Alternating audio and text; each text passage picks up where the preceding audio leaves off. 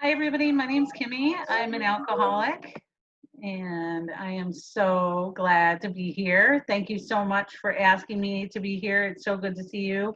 Thank you, Tina, for your service, not only here, but in just AA in general. You are a rock star, and I love you so much. And thanks to everybody who puts this conference together. Um, I'm really excited to be here. Good morning to everybody. And I see a lot of faces I recognize, so I'm glad to see you too. Um, I can get super distracted on this Zoom thing, you know. I focus way too much on how I look. Don't I look good?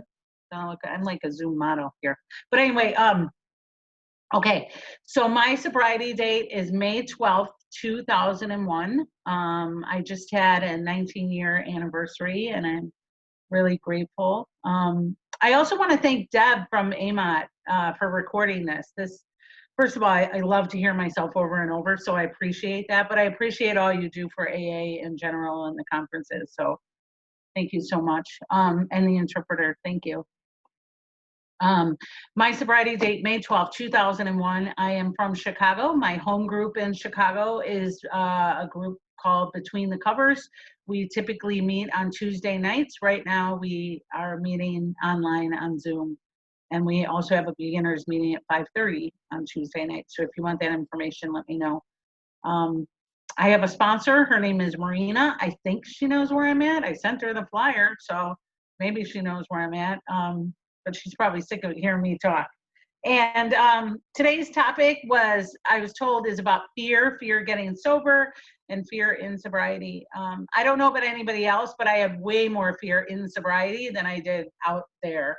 Out there, I was willing to do anything, anywhere, anytime, and with anybody. I mean, really, that could sum up my whole story pretty much. But I I'm from Chicago. I grew up here. I've lived Chicago my whole life, except for recently. I moved to California for like 3 months, and now I'm back in Chicago. So I'm glad about that. But um, yeah, I live on the north side of Chicago. I've lived here my whole life. I got sober when I was 34, and I basically felt like I had a terrible life until I found AA. And AA found me. I didn't find AA, really, to be honest. I was out there doing the alcoholic life is the only normal life, and that's what I knew.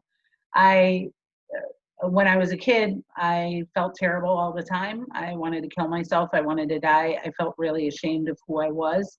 I hated everything about me. Um, there was a lot of trauma and abuse and stuff very early in life, some violent stuff very early when I was a little kid, a lot of neglect, um, a lot of sex abuse and stuff like that. And I just grew up feeling like dirty and scummy, and like I hated myself. And it showed in all of my actions. I was a girl who had no self esteem, and it showed in everything I did. Now I just think about, basically, I look at that little kid and I think that little kid really needed love and attention. She really did. And she didn't get it. So I looked for it everywhere else. I looked for it in everything. I looked for validation everywhere else. Um, my mother was mentally ill and really couldn't take care of me and couldn't function most of the time.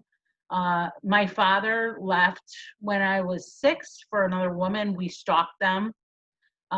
So my mother had mental illness that could look really fun sometimes, kind of like my personality. It could look really fun, and then it could be crazy, then it could be mean, and you didn't know what you were going to get. And that's kind of how I was before I got sober. Like you didn't know what kind of train wreck you were going to get. And so sometimes it could be fun, like my mom would wake us up at 2 in the morning and be like, we're going on an adventure, and we would get in the car and we would go spray paint his house, or I don't know. We stalked him. We stole as a family. We were really poor, and so we stole a lot. Our lights were always off. We took showers in the park. Like, it was terrible. It was terrible. And I felt like nothing all the time. I ran away a lot. My mother couldn't control my behavior. I couldn't control my behavior. I don't think I ever tried until I got to Alcoholics Anonymous. Really, I just all I wanted to do was like, well, before I took my first drink, which I don't remember when it was, but it was in grade school. I mean, I think I found food and pills first. Like really, I wanted to eat. I was starving all the time, and I wanted to eat, and I compulsively ate, and I threw up, and I ate, and I did things. I stole a lot of food. I just was just trying to fill myself up as much as possible. Like we had locks on the pantry, and there was a lock on the phone because I would call 1-900 numbers. I mean, I was out of my mind. Yeah, I'd sit this close to the TV, and I just like couldn't stop talking. I couldn't stop moving. I couldn't stop everything. Like I just was so always so hyper. I know that's surprising, but I was always super hyper, super out of control, super into everything. Like I never wanted to wear clothes. Like they would find me, neighbors would find me, and I wouldn't, have a bra on, or I'd be like always, low cut. I had way too much makeup. I was always looking for somebody to rub up against. I mean, this is like and I'm talking grade school. Like it was like out of control. And I became a ward of this state. So let me fast forward because I never get to I want to get to more like what it's like today. But so my mom couldn't take care of me. They couldn't handle me. There was lots of therapy, lots of group therapy, lots of family therapy, lots of psych wards, like locked up. And then I became a ward of the state. So I went to group homes and foster care. And all I wanted to do was go home. I'm like, I promise I'll be good. I promise I'll be good. I won't lie. I won't steal. I won't eat too much. I won't be ugly. Whatever they wanted me to do. Like I was like, I'll be good. I'll be good. And in grade school, probably what drinking and drugs looked like for me was, hey, do you want to try this? Yes, I do. I mean, like, why wouldn't I want to try it? Life sucked. I was being bullied. Everywhere I went, there was danger. So there was like bad teachers, there was bad doctors, there was bad parents, there was bullies. Everywhere I went, people who were supposed to take care of me did the opposite. So I just felt like nothing I could do was right. I couldn't seem to get it together. I always felt too that it was up to me to get it together. Like nobody's going to help me. So I've got to figure this out. I mean, even as a little kid, I just remember that I tried to kill myself a lot as a little kid. And like, I couldn't figure it out. I didn't really believe in God. I mean, like I believed in God, like what they tell you in church. So I was afraid. Like I was afraid of God. That might be. I was afraid of a lot as a little kid. I was afraid of big bad men. I was afraid of people doing bad things to me. I was afraid of my parents. I was afraid of people in the street. Like I remember looking outside the door, just afraid to come out of my house. And I think, okay, they're not here. That's safe. And then like, it seemed like a group of people would come around out of nowhere and there I'd be, or somebody would throw something at me or do something or say something. I just remember being afraid of that. I was afraid I was, tied up to stuff and locked in cages. So I was afraid, like I always was trying to break out this pandemic and being stuck in the house. I mean, I go for a walk every day. Don't get me wrong. I'm not locked up, but it's reminiscent of like not being able to like get out. Like that is one of my biggest fears. Anyway, okay. So what happens? So I'm doing all this. I go into all these group homes. It's terrible. I meet other people who probably should have been in jail, and I don't go to high school. I get a GED in like in a like a treatment school or whatever.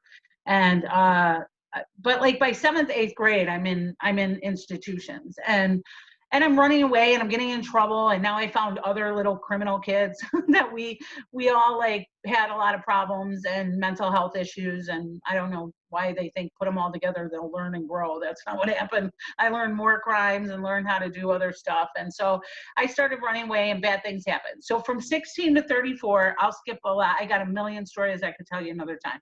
16 to 34, it was terrible.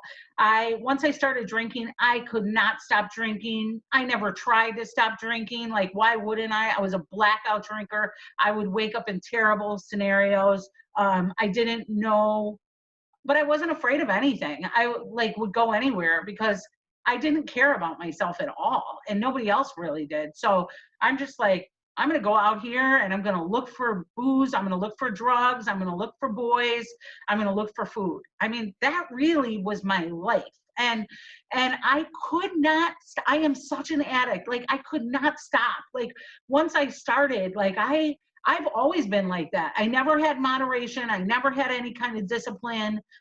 Like if I liked something and it felt good, like I did everything I could to get it. And I didn't know how to stop. And people would ask me to stop, or the teachers would tell me to stop, or therapists would, but I just couldn't. I mean, I don't know how people could do that. I never had any willpower. I couldn't do that at all. And so life just got worse. I mean, basically, I had a million jobs. I had a million places to stay. I was always looking for places to stay. My family kind of disowned me. I couldn't stop drinking. I couldn't stop lying. I couldn't stop stealing. I couldn't stop sleeping around. I couldn't stop eating. By the time I got sober, I was 278 pounds. I was smoking crack. I couldn't stop smoking crack. I couldn't stop drinking. I couldn't hold jobs.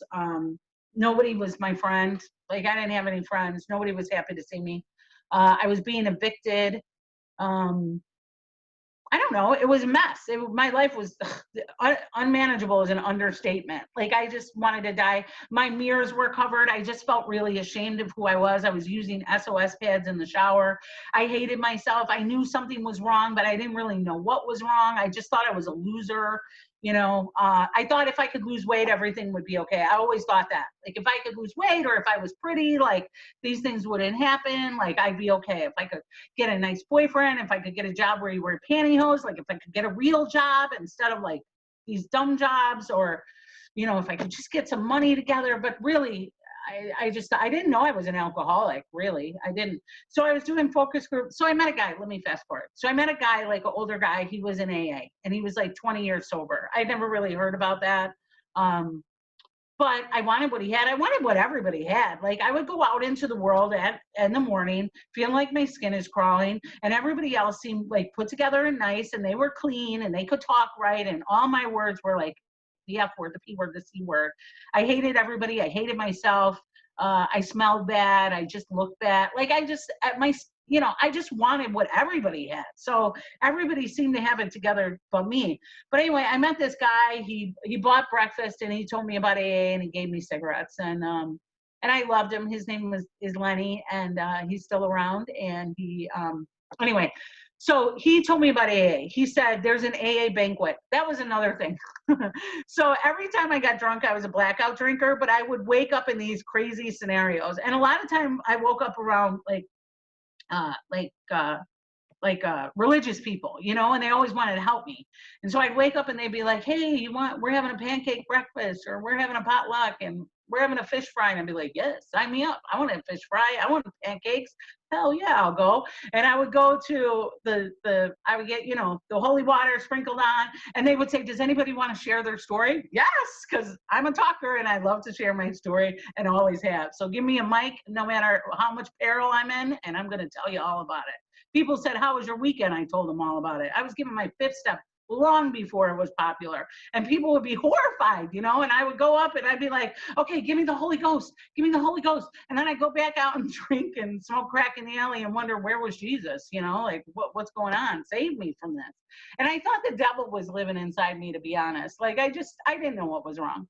So anyway, I go to this AA banquet. I love banquet. I wore a stolen outfit. I had a stolen purse. I put stolen biscuits, and I thought, oh, what a nice speaker. And then I went back on and did the same thing. But I met my first sponsor, Trisha. Oh my God, I love Trisha so much. Anyway, she was so funny, and she was so nice, and she had a wallet with pictures. And I remember just thinking, oh my God, it chokes me up every time. Just thinking, one day I'm going to have a wallet. Like, one day I'm going to have ID, and they're going to know who I am, because I'm going to die and somebody won't know who I am. And that's all I wanted. Like, I wanted to be like Trisha. She was pretty. She was funny. People liked her. And we went to this AA banquet, and, Trisha said, call me when you need help. You're going to die. Like, I'm not, I would call her all the time after. I'm in jail. The hookers won't give me cigarettes. Trisha, I'm in Harvey and they're throwing rocks at me. Trisha, I'm in Ohio with some truck driver. I don't know how I got here and I don't know how to get home. Trisha, I'm in the driver's seat of a car. I've never had a driver's license. I don't know how to drive, but I think I hit a fire extinguisher and the phone inside is ringing in the car. Like, I mean, I was crazy. I would wake up in hotel rooms and there would be blood, or there would be a gun, and I'd be like, what happened? No, I mean, not like I didn't kill him, I mean, it's somebody else's gun. But I would end up in these scenarios that should be like on TV, and I'd be like, I don't know what happened, and does anybody have something to eat or drink? Like, I just need a drink, like, and I think my problem is I'm fat. So delusional. Anyway, I haven't told you about what I'm afraid of yet. So anyway, this is what happened. So I finally called Trisha. I finally had that first surrender, and I'm like, I will do whatever you tell me to do, Trisha. And I mean, she would tell me crazy things. Make your bed, get on your knees. I'd be like, get on my knees. She'd be like, get on your knees and pray. And I'd be like, get on my knees. You've been there before. Get on your knees. And I'd be like, I don't think you could talk to me like that. But I loved everything she said. She would say crazy things, like I would say, Trisha, I can't date in the first year. And she would say, somebody wants to date you?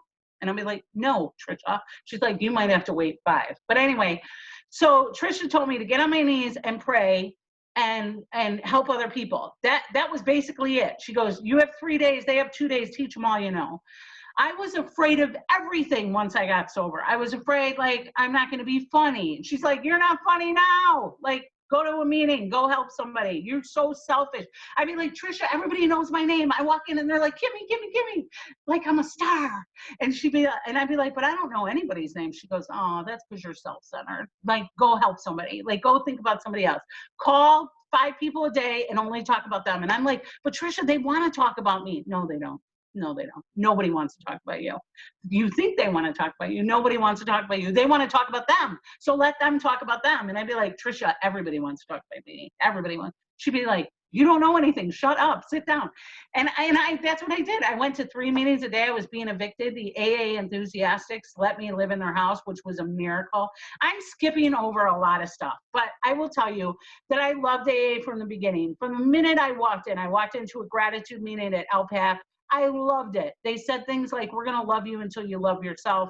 Nobody loved me. I didn't love me, like it was so sad. Like I make a lot of jokes about it, but it was like, I was just really sad and I needed love and AA gave me love. Like they loved me. From the beginning, people have loved me in AA. As long as I'm doing the right thing and I'm helping other people, people love me. And what I do today, I still get on my knees and I pray. I try to help a lot of people.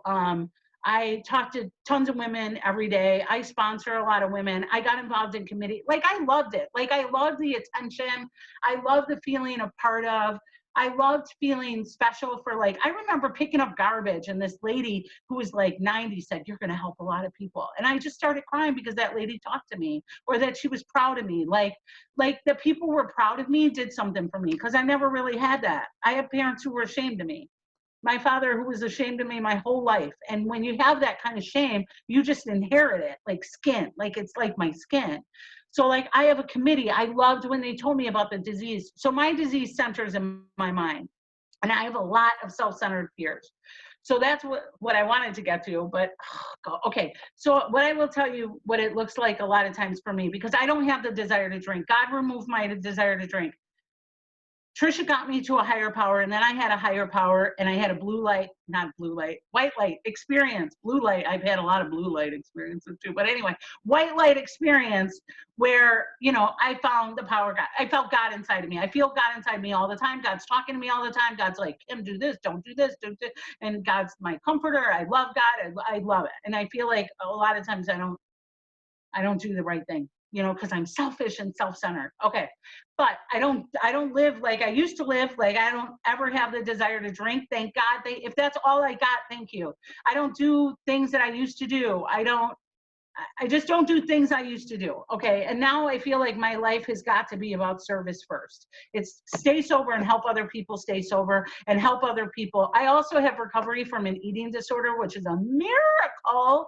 And I've been trying to be helpful in that program too. I'm in a lot of programs. I'm in AA, OA, ACA, and I'm working my way into SLAA because underneath the food, surprise, guess what's under there? You know what's under there, boy, crazy and that stuff. But anyway, and I got it all. You don't have my kind of trauma and don't got to do a lot of work. I thought the work would be done, at a point like, come on, how many layers are to this smelly, nasty onion? A lot, it turns out. Anyway, so I was afraid of a lot of things. But what I'm afraid of, when I think about afraid, I'm afraid, you know what? It's like I have this need for attention and validation and love. And I'm afraid I'm not going to get it.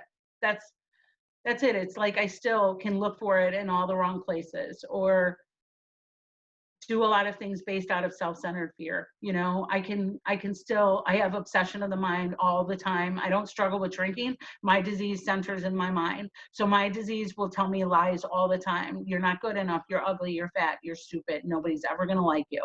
And it doesn't matter that everybody likes me or that I could be popular or that people scream my name when I walk in the room, because it's like, for some reason there's a chip missing and I don't, okay, but I want to tell you, because this is the first year, even in 19 years, even in working a lot of programs, doing the steps, helping a lot of people, doing a lot of esteemable stuff. This is the first year where I felt like I had self-esteem. And I'll tell you why I think it happened. So my mom died in July. Because of AA and the amends, like I got these incredible relationships that I didn't even touch on. Oh my God. But anyway, this woman that could never take care of me, I ended up being able to take care of her. And my mother loved me, and I was a good daughter, and I loved my mother because I didn't need her to be my mother anymore. Like I don't need them to be my parents, because my parents are God. My parents are AA. And so I don't need them for that, so that I could show up and be of service. And when I am showing up and being of service and showing with my whole heart, I get the rewards. Like I feel love. And I don't know if that's from God or where that's from God, but a lot of wonderful things have happened in the last 19 years. I went back to school. I got a degree. Now I'm in a graduate program. I'm going to graduate. Well, probably I'll be wearing a cap and gown around my apartment, because there's no way somebody's not going to see me get a master's degree when I never even went to high school or don't know anything about math still. But you know what I mean? Like, I mean, that's amazing to me. Okay, so my mom died. I feel like my mom died and went up to heaven and said, okay, God, we got to help this chick out. You know, we got to help her. And I feel like in a lot of ways that I have been healed because of that. I still feel like my mom's voice is inside of me trying to teach me, like, this is your time for joy, baby. This is your time. Like, you spent a lot of time being about me, but this is about you. And so we're going to try and help you figure out how to love yourself. And I like, it's working. I don't know what happened, but I got self-esteem this year. And it's like, when you don't have it your whole life, or you don't have that, it's miraculous to look in the mirror and be like, oh, you know, I'm beautiful. Even though your father's saying, hey, are you eating okay? And are you exercising? And talking about my weight or what I eat. I'm 53 and I go to this little girl every time he calls, but I'm getting better. Like, I just feel like I'm getting better and being like, I am not my outsides. I am my heart and my brain and my smarts. And, you know, and I'm starting to believe these people who say things like, you're beautiful, you're smart. I really care. You really helped me. You really gave something to the world. I'm starting to believe, if there's a timer, you guys, I don't know where it is. So I'm just telling you, I'm sorry if there's a timer and I've gone over, but like, still, like, I'm in obsession right now, you know, and this whole, like, the heaviness of the world. Like, okay, I'll give you an example of how I've improved. So I'm in group therapy. You don't get something like me without a lot of group therapy. So I got some outside issues, so I'm taking care of them. Anyway, so I'm in group therapy. Usually I hate group therapy and I'm like judging everybody in it. Oh God, shut up. Your parents paid for everything. Shut up. You know, like, I'm like, oh my God, you're skinny. Shut up. I hate you. You know, like, I'm like Judge Judy in group therapy. And I will be the first one to fight with somebody in group therapy. They love that, by the way. Therapists, they love that. It represents the family, all that, whatever. Anyway, so, but the other day, this guy was upset about something. I won't tell you what, because it's therapy after all. But he was upset about something, and I started crying. And I just felt like my whole heart had expanded because this guy was in this pain. Now, this guy's pain represented somebody else to me, and so maybe that was why. But I just felt like proud of I mean, I know that sounds stupid, but if you're anything like me, my world can be really small and self-centered. And just the empathy I feel like for him or the world or what's going on today, like, I feel like my heart is expanding, you know? And once I start loving myself, then I'm able to love other people, which is God, God is intended. Because I am a person that has a big mouth and that God's going to use, that God wants to use. But first I got to take these walls and this judgment and the onion and the layers and the blah, blah, blah, blah, blah. And I got to do all this work Otherwise, I'm not going to be useful to anybody else because I'm going to be Judge Judy and I'm going to be afraid of everything and everybody. Because even though I thought, oh, I got a big mouth, I got a big personality, people like me, I'm afraid. I'm like this little kid who is afraid to let you get close. I like to be on the stage with you guys out there, but get somebody close to me, like really intimate, or I'm scared. I'm a scared, as I used to say. I'm a scared. It doesn't always look like fear, but it's true. It's true. And what else? Can I feel like, shouldn't somebody be stopping me? All right. So I just want to tell you that for anybody who's new, like, it's hard to get sober. It is. It's like hard. You feel like your life's over or you're never going to get it back together. Like I thought, I'm never going to have any money. I'm never going to have a job. How am I going to take care of all this stuff? People are coming after me. And I just did what people told me to do. I get on my knees. I still get on my knees and I pray every morning. God help me. Like right now I'm in an obsession about something and I'm like, I feel so powerless against this. I know what the right thing to do is. I know that it's my self-seeking, my selfishness that keeps me like hitting this brick wall. And I'm like, God, please take this from me, but not yet. That's really how I am. Like, God, please take this. Please help me. I can't do it. Please help me. Okay, but just one more time, one more minute, just one more phone call, one more text, please. And that's how I am, because I am powerless without you guys, I would be dead for sure. I'd be dead. I would have killed myself. I would have been dead. Anyway, I know that I am so grateful to be sober. I feel like I'm not telling you, like, is there anything else really good, like, to tell you? I don't know. Like, this Zoom thing kind of trips me up a little, okay, I'll tell you one little secret. Okay, so like I had this Zoom romance start a little, right? This is my problem right now. So I haven't had any kind of romance. 10 years, nobody's even looked my way. I haven't looked this way. I gained a bunch of weight and then I shut it down. But the minute I started losing weight and feeling good about myself, what do you know? Now, and also because of Zoom, I look like a model. Let me assure you guys, I don't look this good in real life. Like right here, it's good. Down there, train wreck. Okay, not really a train wreck because I like myself today, so I'm not saying that anymore. I'm pretty good looking. But still, I look really good on the Zoom thing.